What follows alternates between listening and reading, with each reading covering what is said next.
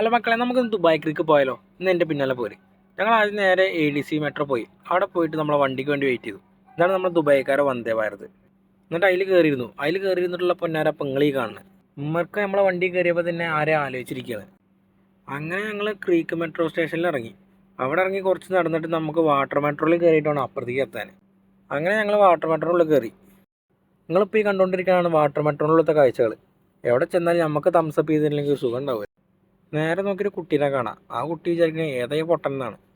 അങ്ങനെ 5 മിനിറ്റ് കൊണ്ട് നമ്മൾ അപ്പുറത്തേക്ക് എത്തി. വാട്ടർ മെട്രോ എന്ന് ഇറങ്ങി ഞങ്ങളങ്ങനെ നടക്കൽ തുടങ്ങി. എവിടേക്കാണ് ദൈവത്തിനറിയാം. ഈ സാധനം കണ്ട വീഡിയോ എടുത്തില്ലെങ്കിൽ ഒരു സുഖമല്ല. ഉമ്മർക്ക് നമ്മളെ മെയിൻ ഫോട്ടോഗ്രാഫറാണ്. ഇതാണ് മോഡൽ ഫ്രം മീഷോ. എന്താ എൻ്റെ പൊന്നാരം. ഇനി നമുക്ക് സൈലൻ്റായിട്ട് ഈ കാഴ്ച ഒന്ന് കണ്ടോക്കാം.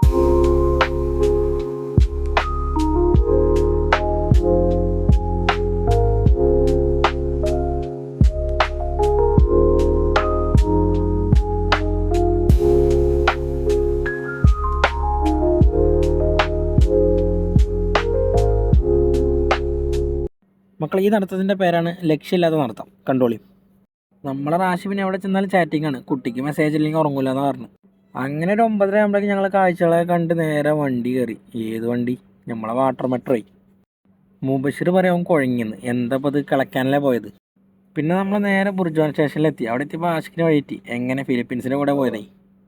പിന്നെ ഞങ്ങൾ നേരെ കരാമലെത്തിയപ്പോൾ നല്ല പൊരിച്ച കോഴിൻ്റെ മണം. അവിടെ നിന്ന് കഴിക്കാതെ എന്തായാലും പോകാൻ പറ്റില്ല. അതും കഴിച്ച് ഞങ്ങൾ നേരെ റൂമിലേക്ക് വിട്ടു. എന്നാൽ ബാക്കി പിന്നെ